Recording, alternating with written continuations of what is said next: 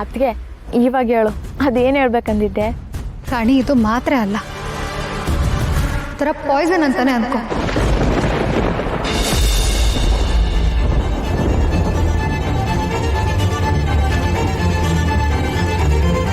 ಇದರಲ್ಲಿರೋ ಕೆಲವು ಕೆಮಿಕಲ್ಸು ತಲೆ ಓಡಿಸೋದಕ್ಕೆ ಬಿಡಲ್ಲ ರಾಣಿ. ಕ್ರಿಯೇಟಿವ್ ಸೈಡ್ ಆಫ್ ಬ್ರೈನ್ನ ಡಿಸ್ಟ್ರಾಯ್ ಮಾಡಿಬಿಡುತ್ತೆ, ಅಂದರೆ ನಾಶ ಮಾಡಿಬಿಡುತ್ತೆ. ಯಾವಾಗಿಂದ ಕೊಡ್ತಿದ್ಯಾ ರಾಣಿ ಇದನ್ನ? ತಗೋ ಈ ಮಾತ್ರೆ.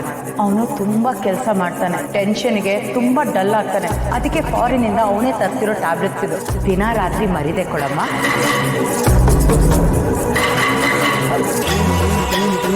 ಅದಕ್ಕೆ ಮೊದಲಿಂದನೂ ನಾಗಬಾಬಾ ಮತ್ತು ಅಕ್ಕ ನನ್ನ ಗಂಡನಿಗೆ ಈ ಮಾತ್ರೆ ಕೊಡ್ತಾನೆ ಬಂದವ್ರಂತೆ.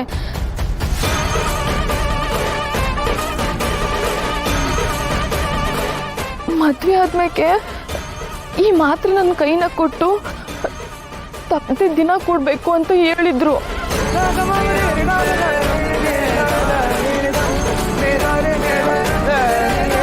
ಅದಕ್ಕೆ ಆವತ್ತಿಂದ ಇವತ್ವರೆಗೂ ಈ ಮಾತ್ರೆ ನನ್ನ ಗಂಡಂಗೆ ಕೊಡ್ತಾನೆ ಬಂದೆ.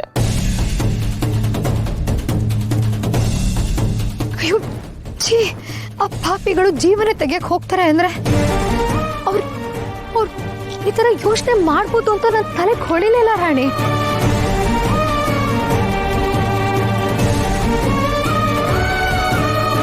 ತಪ್ಪು ಮಾಡ್ಬಿಟ್ಟೆ ರಾಣಿ, ಮೊದಲೇ ನೋಡ್ಬೇಕಿತ್ತು. ಅಂದ್ರೆ ಅದಕ್ಕೆ ಇವತ್ತು ನನ್ನ ಗಂಡ ಹಿಂಗಿರೋದಕ್ಕೆ ಕಾರಣ ಈ ಮಾತ್ರನೇ ಅಂತೀರಾ? ಹೌದು ರಾಣಿ.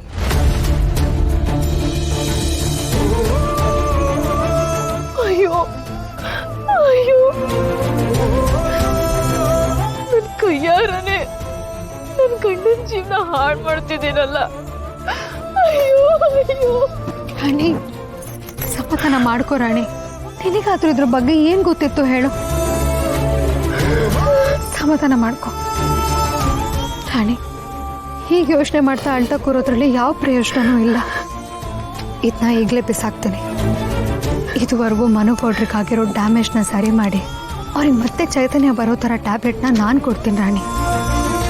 ನೀನು ಯೋಚನೆ ಮಾಡಬೇಡ.